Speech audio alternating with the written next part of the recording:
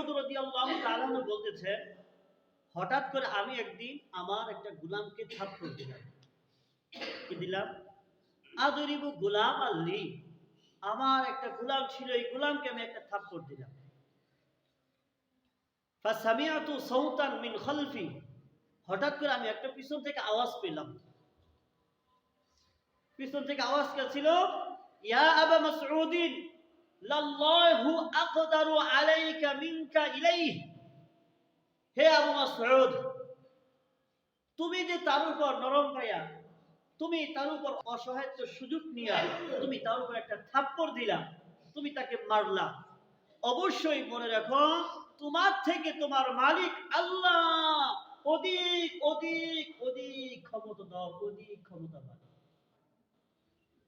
এই কথা শোনার পরে হযরত আবু মাসউদ রাদিয়াল্লাহু আনসারী রাদিয়াল্লাহু তাআলা আনহু একবারে ভয়কম্পিত হয়ে গিয়েছে। হযরত আবু মাসউদ রাদিয়াল্লাহু আনহু বলতেছেন, ফালতাফাতু, আমি পিছন দিকে তাকাইলাম, ফাইদা হুয়া রাসূলুল্লাহ সাল্লাল্লাহু আলাইহি ওয়াসাল্লাম। পিছন দিকে তাকাই দেখি উনি কে, আমাকে যে কথা বলতেছেন যে তুমি যে নরম পায়া তার উপর তুমি একটা থাপ্পড় দিলা, তোমার থেকেও শক্তিশালী তোমার আল্লাহ, অনেক শক্তিশালী, অনেক অনেক, যেই পরিমাণ শক্তিশালী তুমি এই বান্দার উপর তোমার শক্তিটা বেশি, এই গোলামের উপর তোমার শক্তিটা বেশি, তার থেকে অধিক অধিক কোন শক্তিশালী তোমার উপর তোমার আল্লাহ। আবু মাসউদ রাদিয়াল্লাহু পিছন দিকে তাকিয়েছে, তাকায় দেখে বলতেছেন তিনি ছিলেন আল্লাহ রাসূল সাল্লাল্লাহু আলাইহি ওয়াসাল্লাম। আল্লাহ রাসূলকে দেখে আমি কম্পিত হয়ে গেছি, ভয়। সাথে সাথে বললেন আবু মাসউদ রাদিয়াল্লাহু আনহু, ক্বালা ফাইদা হুয়া হুররুন লিওয়াজহিল্লাহি, আই ইয়া রাসূলুল্লাহ ইয়া হাবিবাল্লাহ, আল্লাহর জন্য আমি তাকে আযাদ করে দিলাম। সুবহানাল্লাহ। তাকে তো আমি কষ্ট দিয়েছি, তাকে তো আমি একটা থাপ্পড় দিয়েছি, কিন্তু এই জন্য আমি কি করলাম, তাকে পূর্ণ স্বাধীন করে দিলাম। স্বাধীন করা সাধারণ কথা না, অনেক টাকা পয়সার ব্যাপার স্যাপার ছিল। হযরত আবু মাসউদ আনসারী রাদিয়াল্লাহু তাআলা আনহু বললেন, হুয়া হুররুন লিওয়াজহিল্লাহ, সে আল্লাহর জন্য তাকে আমি আযাদ করে দিলাম। তখন কি বলতেছে রাসূল শুনবেন? ক্বালা রাসূলুল্লাহ সাল্লাল্লাহু আলাইহি ওয়াসাল্লাম, রাসূল বললেন, আমা লাউ লাম তাফআল লা ফালাতকান নার আও লামাসাতকান নার।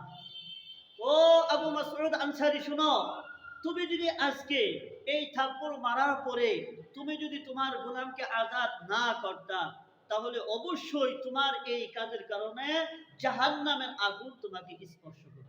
তাহলে একটা থাপ্পড়ের জন্য যদি তাকে কাল কিয়ামতের দিন জাহান্নামের আগুনে তাকে স্পর্শ করে, উনি কে? সাহাবী। কিন্তু আমার আপনার মতো নামাজ জীবনে ছুটে নাই, ঈমান আনার পরে আমার আপনার মতো জীবনে কোনোদিন মিথ্যা বলি না। আমরা তো মিথ্যা বলি, ওনারা কখনো মিথ্যা বলেন নাই।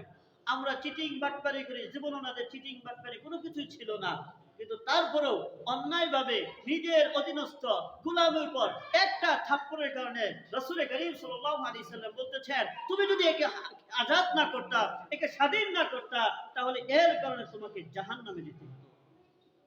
এখন দেখেন তো দেখি আমরা কতজনকে কত গালি দেই, কত বকা দেই, কত কথা বলি না। আজকে রিকশাওয়ালারা অনেকে মারে। হ্যাঁ, রিকশাওয়ালা বলে যে এখানে ভাড়া 30 টাকা, এখন বলে না 20 টাকা দিয়ে আমি আসা যাওয়া করি। এই দুই কথা হলে শুরু করে দেয় মারামারি।